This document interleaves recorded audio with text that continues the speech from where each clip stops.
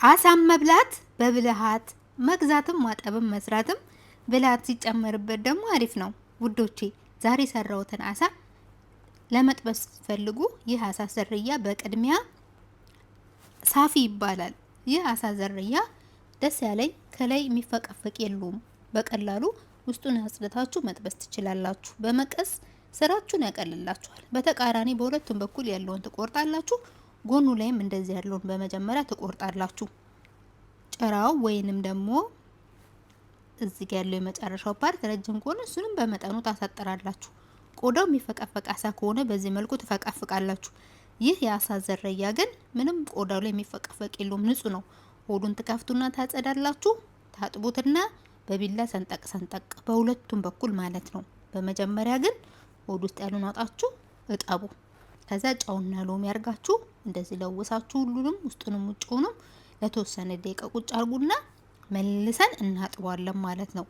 አሳ ለግብዣ ከሆነ ጭንቅላቱ አይቆረጥም። እሺ እኔ ስለማልወድ ነው የቆረጥኩት እንጂ ጭራሽ አሳ ሲሰራ ለሰው የሚቀርብ ከሆነ ጭንቅላቱ አይቆረጥም። እስከዛው ነው የሚጠበሰውም የሚሰራው።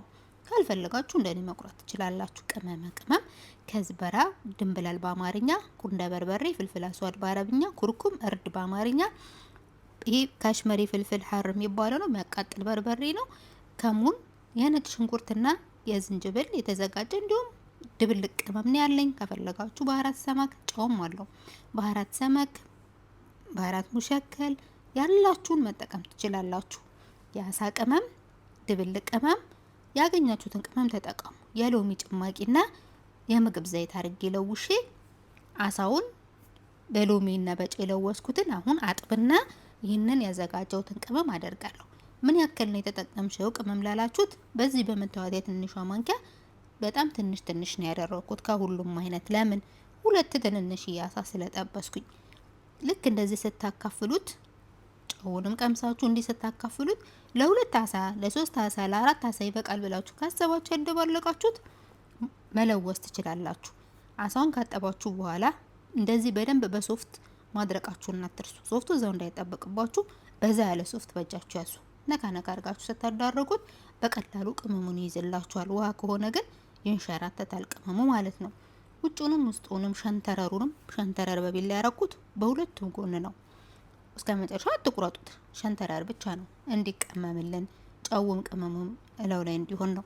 ከዛም በኋላ ከፈለጋችሁ ፍሪጅ ውስጥ በማድረግ ለአንድ ሰዓት ለ30 ደቂቃ እንዳመቻችሁ ቀደም ብላችሁ ሰርታችሁ ፍሪጅ ውስጥ በማድረግ ለመጥበስ ስትፈልጉ ግን ቀደም ብላችሁ አንድ 20-30 ደቂቃ ቀደም ብላችሁ አውጡት። ለምን ቀዝቃዛ ስለሆነ ዘይቱን ሄዶ እንዳያቀዘቅዝባችሁ የሞቀውን ዘይት በመጥበሻ እናደርግና እንጠብሳለን። እንዴት እንደምንጠብስ አሳያችኋለሁ። እና ውዶቼ የዚህ አሰራር በጣም ቀላል ነው። በነጭ ሩዝ ሌላ ማባያ ከጎን አድርጋችሁ ማቅረብ ትችላላችሁ። አሊያም እንደዚሁ ማቅረብ ትችላላችሁ።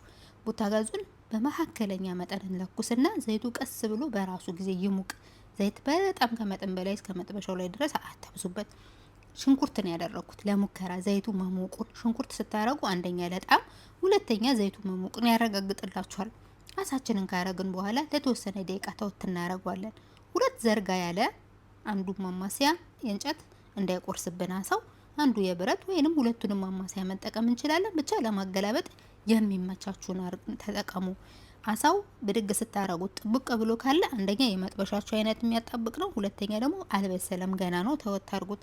በሁለቱም ጎን ሁለቴ እያገላበጣችሁ በደንብ እንዲበስል ተውት።